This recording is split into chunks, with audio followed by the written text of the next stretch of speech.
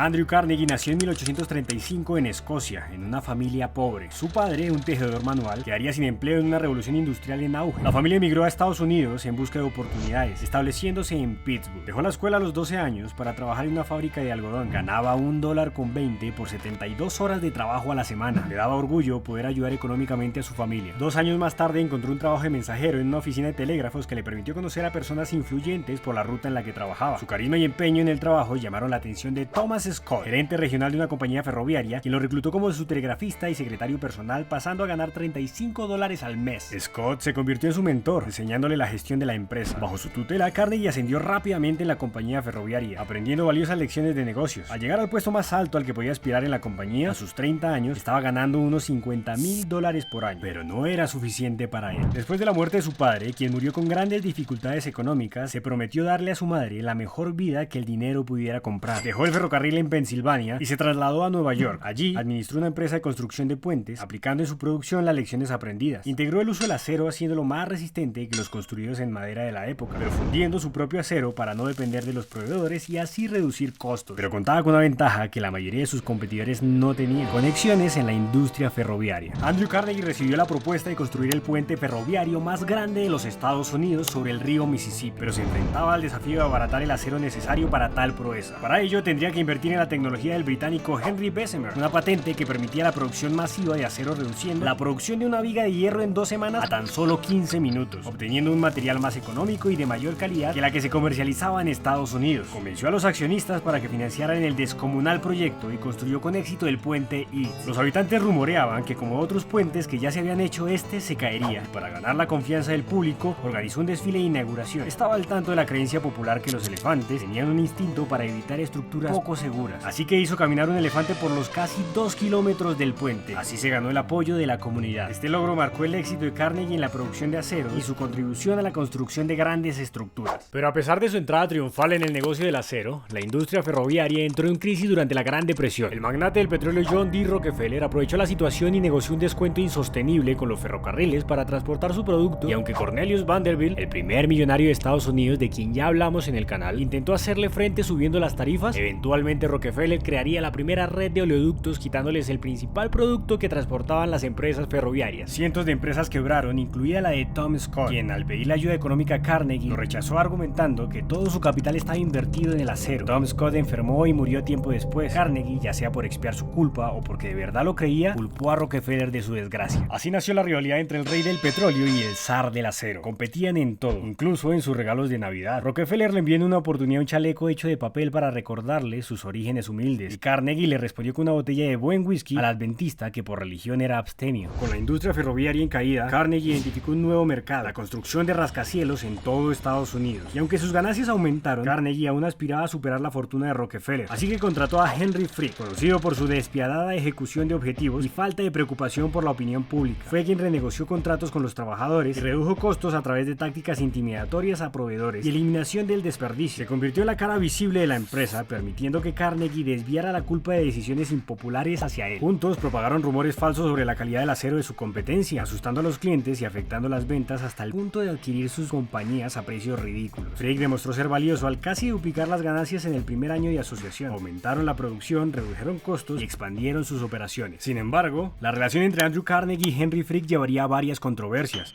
Frick construyó el exclusivo club de caza y pesca de South Fork, que controlaba la presa South Fork, la más grande de su tipo. Las modificaciones realizadas por el club para adaptar la presa a sus necesidades llevaron a que el dique se reventara durante una tormenta de 1889. Esto causó la muerte de 2.209 personas en la ciudad de Johnstown. Aunque no hay evidencia directa de la participación de Carnegie, su conexión con Frick y su membresía en el club dañaron su reputación. La inundación de Johnstown fue el peor desastre provocado por el hombre en los Estados Unidos en ese momento. A pesar de la negligencia del club, utilizaron su influencia y dinero para evitar la responsabilidad, pero manchó la reputación de Carnegie en los medios y generaron protestas públicas. Esta tragedia lo marcó al punto de no querer ser recordado de esa manera. Desde entonces empezó a crear bibliotecas públicas y escenarios para la recreación y la cultura de las altas sociedades. Eran frecuentes sus discursos a favor de los sindicatos, aunque en privado su empresa intentaba reprimirlos. Las bibliotecas que construyó cerca de sus acerías pretendían ser para los trabajadores, pero no tenían tiempo para usarlas debido a sus largas jornadas laborales. Andrew Carnegie implementó medidas de eficiencia extrema en sus fábricas. Los trabajadores laboraban por 12 horas al día los 7 días de la semana. Aunque esto resultó en una producción récord, los trabajadores sufrieron lesiones y altas tasas de rotación debido debido a las condiciones de trabajo agotadoras y letales. Cuando el sindicato de trabajadores de la nueva planta Homestead buscaron mejoras salariales, Carnegie se fue de vacaciones a Escocia y se distanció públicamente de las negociaciones, mientras que en sus cartas alentaba al presidente de su compañía Henry Frick a tomar decisiones drásticas. Este cerró la acería y contrató a los Pinkerton, un ejército privado, para enfrentar a los trabajadores en huelga. La confrontación resultó en una violenta batalla con 9 hombres muertos del sindicato y 7 del ejército. El gobernador de Pensilvania desplegó la milicia estatal para restaurar el orden, pero en lugar de proteger a los trabajadores, recuperaron la fábrica para Carnegie Steel. Esta acción resultó en la pérdida de empleo de muchos trabajadores originales de Homestead, quienes fueron reemplazados por mano de obra más barata. Los trabajadores restantes tuvieron que aceptar la renuncia de sus derechos sindicales. Días después, Frick fue herido por un integrante de un grupo de anarquistas, recibiendo 2 balazos en el cuello y 4 puñaladas en la pierna. Pero fiel a su estilo, a la semana estaba de regreso en el trabajo. El apoyo público a los trabajadores disminuyó después del atentado y la huelga de Homestead marcó el fin de los sindicatos de trabajadores siderúrgicos durante 45 años. En contradicción con la postura pro trabajadores de su difunto padre, Carnegie implementó un sistema de espías corporativos para prevenir cualquier intento de organización laboral. La relación con su socio, Henry Frick, se deterioró rápidamente después de Homestead, al punto que renunció como presidente en una disputa legal con la empresa que resultó con un pago para Frick de $31,6 millones.